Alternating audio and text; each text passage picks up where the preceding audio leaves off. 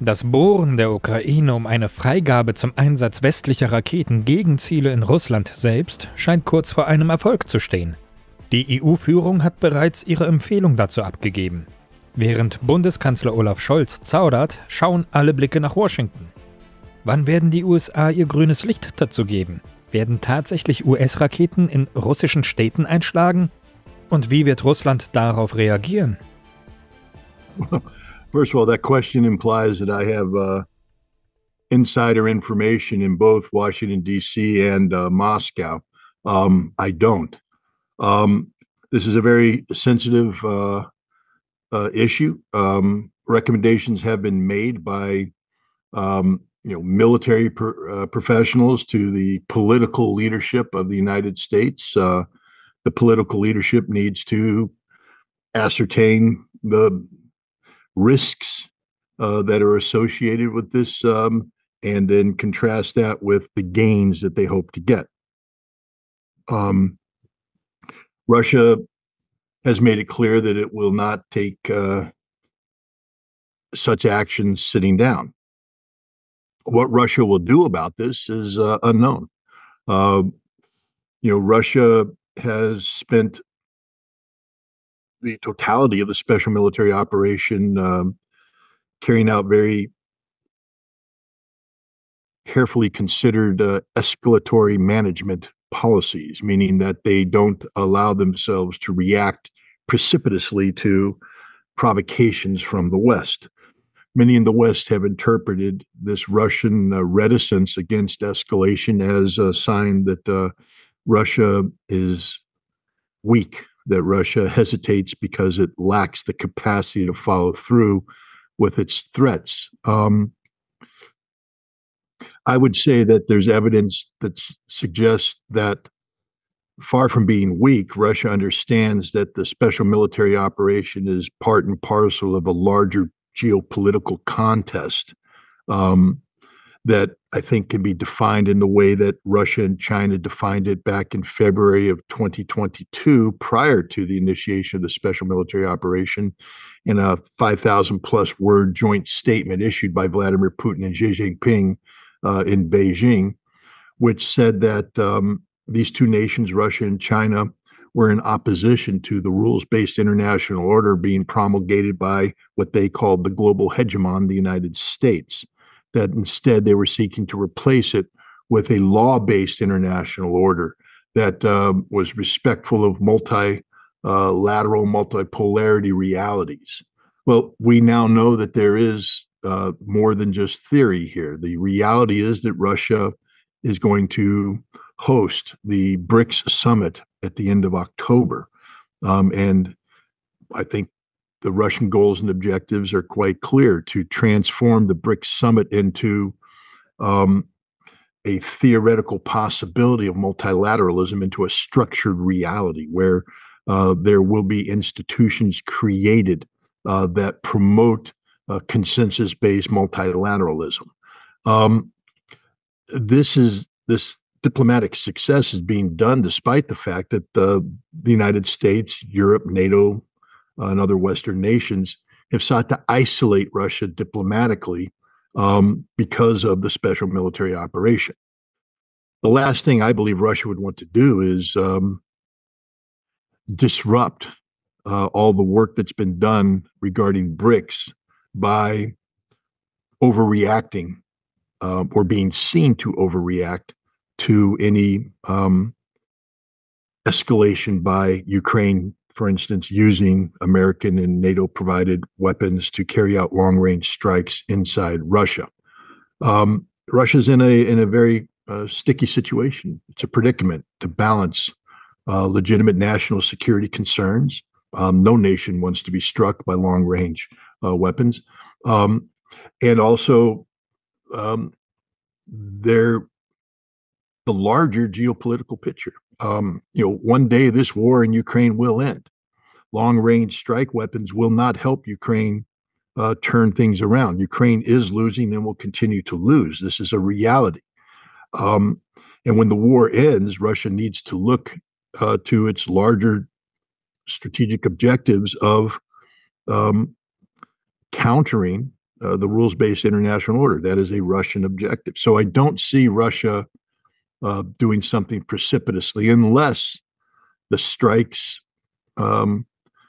threaten Russia's strategic command and control capabilities or their strategic nuclear capabilities. At that point in time, it becomes an immediate existential threat to Russia, and Russia will respond. And we've seen the Russian government talk about rethinking their nuclear posture. They haven't been specific, but in evaluating the nuclear posture, I believe that it means that Russia is looking towards adopting a policy of nuclear preemption. That if they see that the West is preparing to carry out a decapitating, debilitating strike against Russia, even if it's only using conventional weapons, that Russia reserves the right to preempt this using the totality of its strategic response capabilities up to and including nuclear weapons. Der EU-Außenbeauftragte Josep Borrell erklärte vergangene Woche, dass die Position Russlands lächerlich sei. Nämlich zu behaupten, ein Einsatz westlicher Raketen gegen Ziele in Russland käme einer Kriegserklärung gleich. Der russische Außenminister Sergei Lavrov hatte das deutlich betont. Borrell hingegen äußerte: Wir unterstützen die Ukraine, wir befinden uns nicht im Krieg mit Russland. Was sagst du zu den Statements von Borrell? Glaubt die EU-Führung, Russland blufft nur?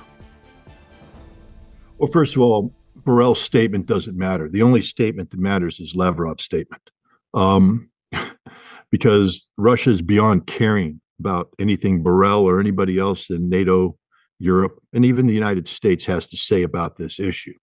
The Russians are quite clear that if Western weapons are provided to Ukraine for the express purpose of carrying out long-range strike operations inside Russia, then the West is an active participant in the conflict, and Russia reserves the right to respond militarily against targets in the West.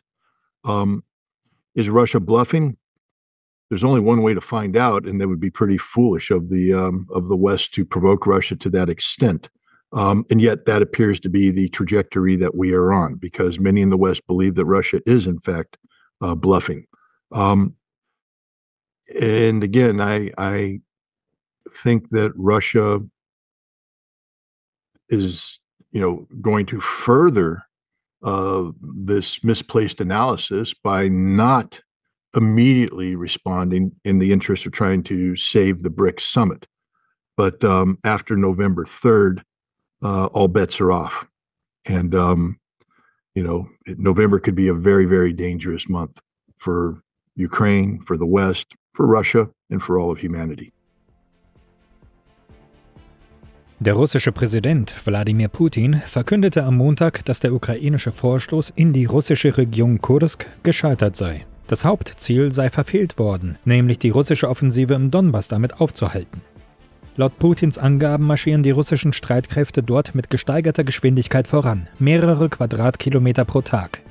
Wie schätzt du die aktuelle Lage an der ukrainisch-russischen Front ein? Rollt die russische Offensive tatsächlich so zügig voran? I've been saying for some time now that in a war of attrition, where the Ukrainian side is losing more resources than they can replace, and the Russian side is gaining more resources than lost, that eventually the correlation of forces will be reached to the extent that Ukraine will collapse. And that's what we're seeing right now in the Donbass front, the collapse of Ukraine's ability to sustain a cohesive defense. They lack the manpower, they lack the equipment, they lack the structures which have been eroded through Russian attacks. And so we are witnessing the collapse of the Ukrainian army in the Donbass. One of the things that could have delayed this collapse would be around 20,000 well-equipped, well-trained strategic reserves that Ukraine had held back. But these were sent into Kursk. We don't know what exactly the Ukrainians intended to accomplish here. Did they intend to accomplish the capture of the Kursk nuclear power plant to use as a trading chip for the Zaporizhzhia nuclear power plant? Did they plan on capturing territory that could likewise be traded for territory that Russia currently occupies? Did they plan on diverting Russian reserves to the region, delaying the attack. If that was any of their objectives, then they have failed, and Vladimir Putin is correct. But if their plan was to embarrass Russia and create the impression that Ukraine had the ability to launch attacks against Russia, that Ukraine wasn't yet defeated, to create an alternative narrative than the one that's playing out on the Donbass, then Ukraine has succeeded. Because there are many in the West who look at Kursk and say, Ukraine's not done fighting. So I don't share Vladimir Putin's optimistic analysis. I believe that the Kursk incursion is a huge embarrassment to Russia. I don't understand how Russia allowed this to happen. I don't understand why this Kursk incursion is still in place, why so much Russian territory is still occupied by the Ukrainians, because it opens the door to an analysis that Russia can't walk and chew gum at the same time. That while they are successful in the Donbass, they are not capable of resolving the Kursk. And for a superpower, and Russia is a superpower, or at least portends to be a superpower, this is unacceptable. I can tell you as an American, this is a totally unacceptable situation if a parallel situation existed for the United States. You cannot allow hostile forces to occupy Russian territory. You cannot allow it. We would not allow hostile forces to occupy American territory. This is an embarrassment to Russia. Now, Vladimir Putin, again, is looking at a bigger picture, and he may have determined that embarrassment doesn't outweigh strategic gain by staying on course. And in this, he may be correct. He is, after all, the Russian leader, and he gets to decide his own priorities. But it doesn't erase the fact that this is a huge embarrassment to Russia. Der polnische Außenminister Radosław Sikorski formulierte Anfang der Woche, es sei die Pflicht seines Landes, russische Raketen abzufangen, die auf die Ukraine gerichtet seien. Er argumentierte das als legitime Selbstverteidigung. Prompt ruderte die NATO zurück und wies Polen in die Schranken. Das Militärbündnis betonte, die NATO ist keine Konfliktpartei und wird auch nicht zu einer solchen werden. Zwar habe jedes Mitglied das Recht, den eigenen Luftraum zu verteidigen, doch es müsse sich eng mit den anderen Mitgliedern beraten. Was zeigt diese Haltung der NATO? Und wie bewertest du die Argumentation Polens von der legitimen Selbstverteidigung? The Polish argument is one that is more political than about to get ready to get intercepted by a cat here. Hello, buddy. You don't get to be part of the interview. You can say hello. Say hello. All right. Sorry. What happens when you live in a house that's ruled by animals? The Polish stance is reflective of the reality that Russia is seen as being vulnerable. This isn't the first time Poland tried to make this argument. It has already been slapped down by the United States when it previously made this argument. If you remember, there was a joint statement by Zelensky and the Polish president where they talked about, Polish weapons being used to intercept Russian missiles, over Ukrainian territory. And the United States promptly notified Poland that no, that won't be allowed. Why would Poland revisit this issue? Knowing what the stance of NATO is. NATO is playing a game where they are officially saying we are not parties to this conflict, and yet we know by providing Ukraine with long-range strike weapons, they will be seen by Russia as being a party to this conflict. But NATO wants to continue to have the political cover, and Poland's actions would strip that cover away. Why did Poland do this? Because of Kursk. Because Ukraine is launching drone strikes against Russia, hitting strategic targets inside Russia. Because Russia is perceived as weak. This is one of the problems with, attempting to manage escalation with a defined date in mind, meaning that the whole world knows that Vladimir Putin is holding back because of BRICS. BRICS doesn't happen till the end of October, which pretty much gives Ukraine carte blanche to provoke to extreme levels between now and October, in hopes that Vladimir Putin deviates from his escalation management path and launches a precipitous strike that will, from the Ukrainian perspective, encourage the West to provide even more support to Ukraine at a time when nations are starting to draw down and say we can't support, and B, to disrupt BRICS, which is the strategic objective of the United States. And so we don't know what the United States really wants here. Of course, the United States doesn't want Poland to participate, but Poland knew this before they made the statement. This may be just part of the deliberate process by the West to provoke Russia, repeatedly provoke Russia, needle Russia, tell Russia you're weak, you're bluffing, in an effort to rile Vladimir Putin up and get him to respond precipitously. Poland is not going to shoot down a Russian missile over Ukraine because Russia then will have legitimacy in striking Polish targets, and NATO wants to remove that. If Russia is going to strike targets in Poland, NATO wants it to be because it can then spin it as, look, Russian aggression.